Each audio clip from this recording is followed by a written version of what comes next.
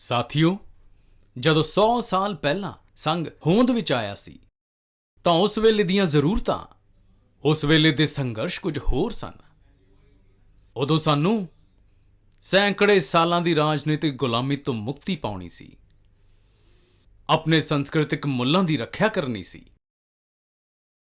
ਪਰੰਤੂ ਅੱਜ 100 ਸਾਲ ਬਾਅਦ ਜਦੋਂ ਭਾਰਤ ਵਿਕਸਿਤ ਹੋਣ ਵੱਲ ਵਧ ਰਿਹਾ ਹੈ, ਜਦੋਂ ਭਾਰਤ ਦੁਨੀਆ ਦੀ ਤੀਜੀ ਸਭ ਤੋਂ ਵੱਡੀ ਇਕਨੋਮੀ ਬਣਨ ਜਾ ਰਿਹਾ ਹੈ,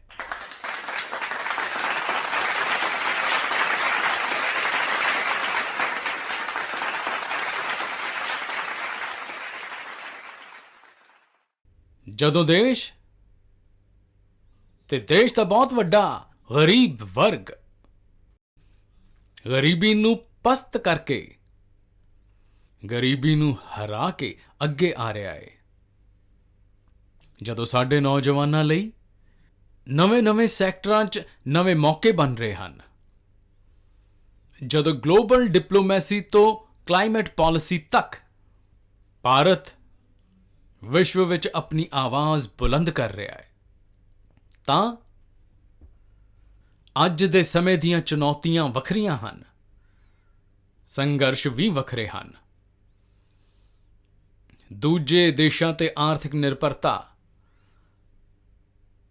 ਸਾਡੀ ਏਕਤਾ ਨੂੰ ਤੋੜਨ ਦੀਆਂ ਸਾਜ਼ਿਸ਼ਾਂ, ਡੈਮੋਗ੍ਰਾਫੀ 'ਚ ਬਦਲਾਅ ਦੀਆਂ ਚਾਲਾਂ।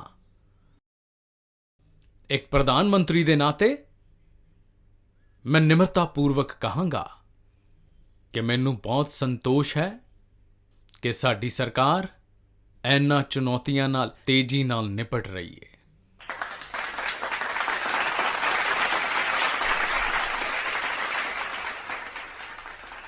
ਉੱਥੇ ਹੀ ਇੱਕ ਸਵੈਮ ਸੇਵਕ ਦੇ ਨਾਤੇ ਮੈਨੂੰ ਇਹ ਵੀ ਖੁਸ਼ੀ ਹੈ ਕਿ ਰਾਸ਼ਟਰੀ ਸਵੈਮ ਸੇਵਕ ਸੰਘ ਨੇ ਨਾ ਸਿਰਫ ਇਹਨਾਂ ਚੁਣੌਤੀਆਂ ਦੀ ਪਹਿਚਾਣ ਕੀਤੀ ਹੈ, ਬਲਕਿ ਇਹਨਾਂ ਚੁਣੌਤੀਆਂ ਨਾਲ ਨਜਿੱਠਣ ਲਈ ਠੋਸ ਰੋਡ ਮੈਪ ਵੀ ਬਣਾਇਆ ਹੈ।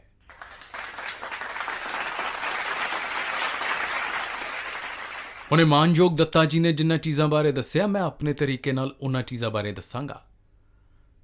ਸਾਥੀਓ, ਸੰਘ ਦੇ 5 ਪਰਿਵਰਤਨ, ਸੁਬੋਧ, ਸਮਾਜਿਕ ਸਮਰਸਤਾ, ਕੁਟੁੰਬ ਪ੍ਰਬੋਧਨ, ਨਾਗਰਿਕ ਸ਼ਿਸ਼ਟਾਚਾਰ ਅਤੇ ਵਾਤਾਵਰਣ।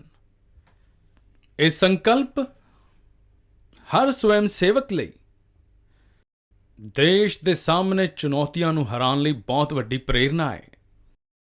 ਸਾਥੀਓ, ਸੁਬੋਧ ਯਾਨੀ ਆਪਣੇ ਆਪ ਦਾ ਬੋਧ, ਸੁਬੋਧ ਯਾਨੀ ਗੁਲਾਮੀ ਦੀ ਮਾਨਸਿਕਤਾ ਤੋਂ ਮੁਕਤ ਹੋ ਕੇ ਆਪਣੀ ਵਿਰਾਸਤ ਤੇ ਮਾਣ ਕਰਨਾ, ਆਪਣੀ ਭਾਸ਼ਾ ਤੇ ਮਾਣ ਕਰਨਾ।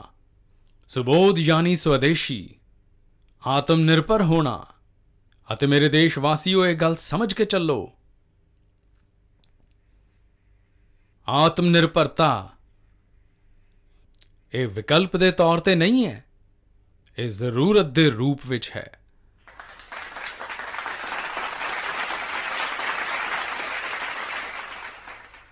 ਸਾਨੂੰ ਸਵਦੇਸ਼ੀ ਦੇ ਆਪਣੇ ਮੂਲ ਮੰਤਰ ਨੂੰ ਸਮਾਜ ਦਾ ਸੰਕਲਪ ਬਣਾਉਣਾ ਹੈ।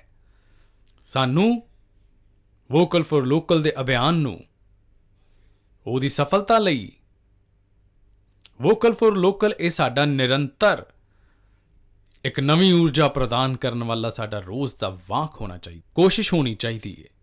ਸਾਥੀਓ, ਸੰਘ ਨੇ ਸਮਾਜਿਕ ਸਮਰਸਤਾ ਨੂੰ ਹਮੇਸ਼ਾ ਆਪਣੀ ਪ੍ਰਾਥਮਿਕਤਾ ਬਣਾਇਆ। ਸਮਾਜਿਕ ਸਮਾਨਤਾ ਯਾਨੀ ਪਿਛੜੇ ਨੂੰ ਪਹਿਲ ਦੇ ਕੇ ਸਮਾਜਿਕ ਨਿਆਂ ਦੀ ਸਥਾਪਨਾ ਕਰਨਾ, ਦੇਸ਼ ਦੀ ਏਕਤਾ ਨੂੰ ਵਧਾਉਣਾ। ਅੱਜ ਰਾਜ ਦੇ ਸਾਹਮਣੇ ਇਹੋ ਜਿਹੀਆਂ ਮੁਸੀਬਤਾਂ ਖੜੀਆਂ ਹੋ ਰਹੀਆਂ ਨੇ ਜੋ ਸਾਡੀ ਏਕਤਾ, ਸਾਡੀ ਸੰਸਕ੍ਰਿਤੀ, ਸਾਡੀ ਸੁਰੱਖਿਆ ਤੇ ਸਿੱਧਾ ਹਮਲਾ ਕਰ ਰਹੀਆਂ ਨੇ। ਅਲਗਾਵਵਾਦੀ ਸੋਚ, ਖੇਤਰਵਾਦ, ਕਦੀ ਜਾਤ ਕਦੀ ਭਾਸ਼ਾ ਨੂੰ ਲੈ ਕੇ ਝਗੜੇ, ਕਦੀ ਬਾਹਰੀ ਸ਼ਕਤੀਆਂ ਦੁਆਰਾ ਭੜਕਾਈਆਂ ਗਈਆਂ ਵੱਖ-ਵੱਖ ਵੰਡ ਵਾਲੀਆਂ ਪ੍ਰਵਿਰਤੀਆਂ, ਇਹ ਸਭ ਅਣਗਿਣਤ ਚੁਣੌਤੀਆਂ ਸਾਡੇ ਸਾਹਮਣੇ ਖੜੀਆਂ ਹਨ। ਭਾਰਤ ਦੀ ਆਤਮਾ ਹਮੇਸ਼ਾ ਵਿਭਿੰਨਤਾ ਵਿੱਚ ਏਕਤਾ ਹੀ ਰਹੀ ਹੈ। ਜੇਕਰ ਇਸ ਸੂਤਰ ਨੂੰ ਤੋੜਿਆ ਗਿਆ ਤਾਂ ਭਾਰਤ ਦੀ ਸ਼ਕਤੀ ਵੀ ਕਮਜ਼ੋਰ ਹੋ ਜਾਵੇਗੀ ਅਤੇ ਇਸ ਲਈ ਸਾਨੂੰ ਇਸ ਸੂਤਰ ਨੂੰ ਨਿਰੰਤਰ ਜੀਣਾ ਹੈ, ਇਹਨੂੰ ਮਜ਼ਬੂਤੀ ਦੇਣੀ ਹੈ। ਸਾਥੀਓ, ਸਮਾਜਿਕ ਸਮਾਨਤਾ ਨੂੰ ਅੱਜ ਡੈਮੋਗ੍ਰਾਫੀ ਵਿੱਚ ਬਦਲਾਅ ਦੀ ਚਾਲ ਨਾਲ ਘੁਸਪੈਠੀਆਂ ਤੋਂ ਵੀ ਵੱਡੀ ਚੁਣੌਤੀ ਮਿਲ ਰਹੀ ਹੈ। ਇਹ ਸਾਡੀ ਅੰਦਰੂਨੀ ਸੁਰੱਖਿਆ ਤੇ ਭਵਿੱਖ ਦੀ ਸ਼ਾਂਤੀ ਨਾਲ ਵੀ ਜੁੜਿਆ ਹੋਇਆ ਸਵਾਲ ਹੈ ਤੇ ਇਸ ਲਈ ਮੈਂ ਲਾਲ ਕਿਲੇ ਤੋਂ ਡੈਮੋਗ੍ਰਾਫੀ ਮਿਸ਼ਨ ਦੀ ਘੋਸ਼ਣਾ ਕੀਤੀ ਸੀ।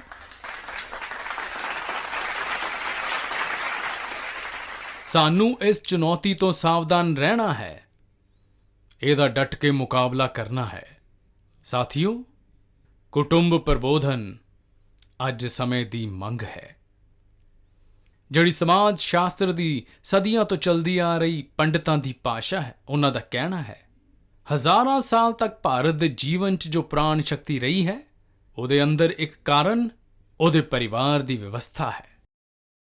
ਭਾਰਤੀ ਸਮਾਜ ਦੀ ਸਭ ਤੋਂ ਮਜ਼ਬੂਤ ਇਕਾਈ ਕੋਈ ਹੈ, ਉਹ ਭਾਰਤੀ ਸਮਾਜ ਵਿੱਚ ਪਨਪੀ ਹੋਈ ਇੱਕ ਮਜ਼ਬੂਤ ਪਰਿਵਾਰਕ ਵਿਵਸਥਾ ਹੈ।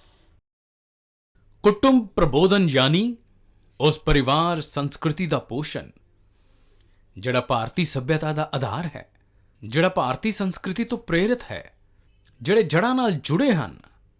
ਪਰਿਵਾਰ ਦੀਆਂ ਕਦਰਾਂ, ਬਜ਼ੁਰਗਾਂ ਦਾ ਸਨਮਾਨ, ਨਾਰੀ ਸ਼ਕਤੀ ਦਾ ਆਦਰ, ਨੌਜਵਾਨਾਂ ਵਿੱਚ ਸੰਸਕਾਰ, ਆਪਣੇ ਪਰਿਵਾਰ ਦੇ ਪ੍ਰਤੀ ਜ਼ਿੰਮੇਵਾਰੀ ਨੂੰ ਨਿਭਾਉਣਾ, ਉਹਨੂੰ ਸਮਝਣਾ, ਉਸ ਦਿਸ਼ਾ ਵਿੱਚ ਪਰਿਵਾਰ ਨੂੰ, ਸਮਾਜ ਨੂੰ ਜਾਗਰਤ ਕਰਨਾ ਬਹੁਤ ਹੀ ਜ਼ਰੂਰੀ ਹੈ।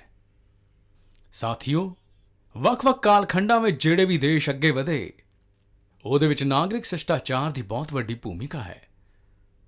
ਨਾਗਰਿਕ ਸ਼ਿਸ਼ਟਾਚਾਰ ਅਰਥਾਤ ਕਰਤੱਵ ਦੀ ਭਾਵਨਾ, ਨਾਗਰਿਕ ਕਰਤੱਵ ਦਾ ਬੋਧ ਹਰ ਦੇਸ਼ ਵਾਸੀ 'ਚ ਹੋਵੇ। ਸਵੱਛਤਾ ਨੂੰ ਵਧਾਵਾ, ਦੇਸ਼ ਦੀ ਸੰਪत्ति ਦਾ ਸਨਮਾਨ, ਨਿਯਮਾਂ ਤੇ ਕਾਨੂੰਨ ਦਾ ਸਨਮਾਨ, ਸਾਨੂੰ ਇਹਨੂੰ ਲੈ ਕੇ ਅੱਗੇ ਵਧਣਾ ਹੈ। ਸਾਡੇ ਸੰਵਿਧਾਨ ਦੀ ਭਾਵਨਾ ਹੈ ਨਾਗਰਿਕ ਆਪਣੇ ਕਰਤੱਵਾਂ ਦਾ ਪਾਲਨ ਕਰਨ।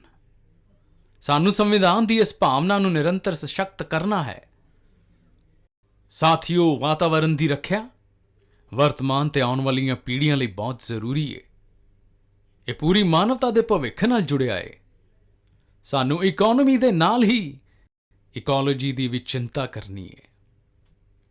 ਜਲ ਸੁਰੱਖਿਆ, ਗ੍ਰੀਨ ਐਨਰਜੀ, ਕਲੀਨ ਐਨਰਜੀ, ਇਹ ਸਾਰੇ ਅਭਿਆਨ ਇਸੇ ਦਿਸ਼ਾ ਵਿੱਚ ਹਨ। ਸਾਥੀਓ, ਸੰਘ ਦੇ ਇਹ 5 ਪਰਿਵਰਤਨ, ਇਹ ਉਹ ਸਾਧਨ ਹਨ ਜਿਹੜੇ ਦੇਸ਼ ਦੀ ਸਮਰੱਥਾ ਵਧਾਉਣਗੇ, ਜਿਹੜੇ ਦੇਸ਼ ਨੂੰ ਵੱਖ-ਵੱਖ ਚੁਣੌਤੀਆਂ ਨਾਲ ਨਿਪਟਣ ਲਈ ਮਦਦ ਕਰਨਗੇ, ਜੋ 2047 2047 ਤੱਕ ਵਿਕਸਿਤ ਭਾਰਤ ਦੇ ਨਿਰਮਾਣ ਦਾ ਆਧਾਰ ਹੋਣਗੇ।